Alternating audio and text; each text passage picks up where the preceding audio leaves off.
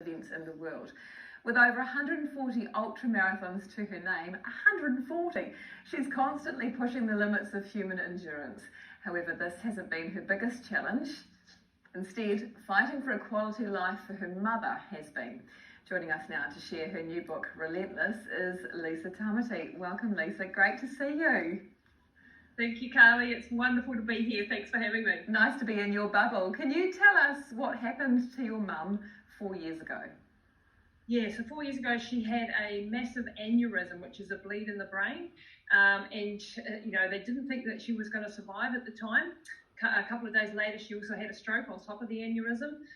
Wonderful surgeons did an amazing job and they managed to save her life, but she was in and out of a coma for the next 3 weeks or so.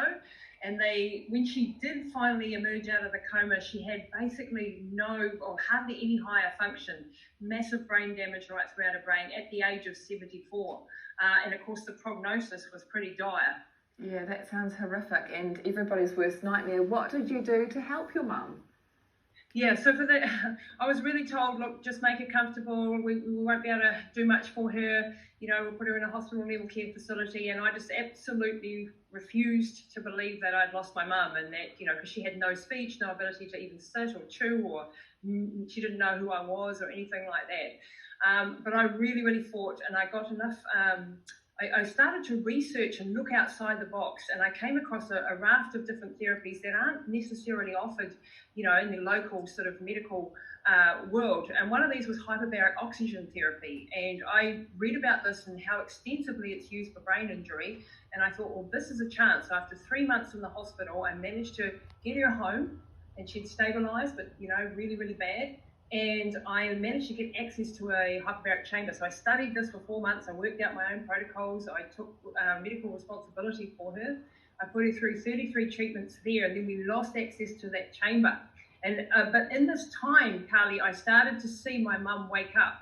And so then I bought a chamber. I mortgaged the house and bought one and put her through another 250 sessions. And as she started to come back and I had something to work with, then I started to study everything from functional neurology to nootropics to functional genomics to epigenetics. I went to a science bubble for the next 4 years. When I asked you, what did you do to help your mum, I didn't expect that answer. That's absolutely incredible. What did the medical professionals say about what you were doing?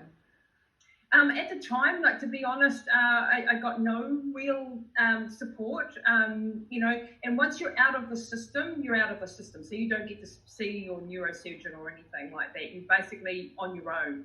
So it was very much a walk in blind faith and just believing that somebody out there has already conquered this problem and I'm going to do it too. And listening to the people who told me I could do things, the scientists on the cutting edge of science and neuroplasticity. And it's taken, Carly, it's been the toughest 4 years of my life, and I've done some tough stuff, but this was nothing like that.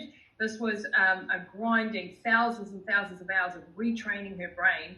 I spent 8 hours a day for the first 3 years retraining her, covering all these different aspects that I put her through this program that I developed. And to cut a very long story short, Carly, now my mum, 4 years later, is absolutely normal again. She's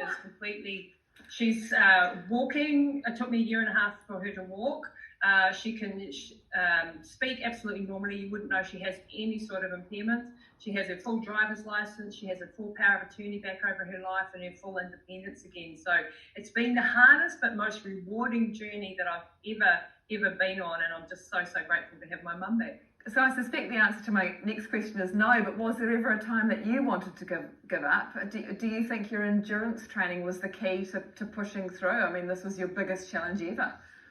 Absolutely, Kelly. So if I hadn't had that background, and a lot of people have asked me, why the hell did you ever do all these stupid things that you've done? And I didn't always have a good answer for them, but I do now, because all the things that I learned doing that process of pushing outside the boundaries of your perception of what you're capable of taught me of what I can actually achieve when I set my mind to it. And those were the best lessons that I could have had for a situation like this. And there has been days, don't get me wrong, there's been days where I've been in absolute despair and I pushed my body and my mind to the limit, and I've ended up in and out of hospital myself with health issues, with burnout and so on. But throughout it all, we managed to hold together as a family. We managed to, I had wonderful friends and people around me and people that gave me guidance. And this book is really paying it back, or paying it forward, whichever way you want to sort of put it, because I want to give people hope. I mean, in the book are all the therapies, all the protocols, all the doctors and resources and that sort of thing. So it is a book about brain rehabilitation, but it's more than that. It's a book about, the mindset and the mental side of it, as well as a love story and one with a very happy ending. So I was going to say, a fair bit of love going on there as well. Just finally, Lisa, what about your mum? She's obviously a very resilient person. Is that why she recovered the way she did, or did her daughter just not give her any other option? A bit of both. So the first year she had no consciousness, she had no awareness of who or what she was. So I had to be that one that did everything for her and partly to her. When she started to come around and realise what was happening for her, she fought as hard as I did. And she's a very stubborn Irish-German combination. And if I hadn't had that, it was a perfect storm. Someone who was willing to, go all in, and then the mum who was willing to work. And she works every single day. Like every day is, even if, birthdays, Christmas, coronavirus, doesn't matter what, she's training every single day, and we still do that. We still do that every single day. So absolutely, Lisa. She's terrific. How wonderful. So lovely to chat to you. Thank you so much for sharing your inspirational story. Hi to your mum from us here at the cafe as well. If you'd like to get a copy of Relentless, go to Lisa's website, lisatamati.com. Well, Daryl's here.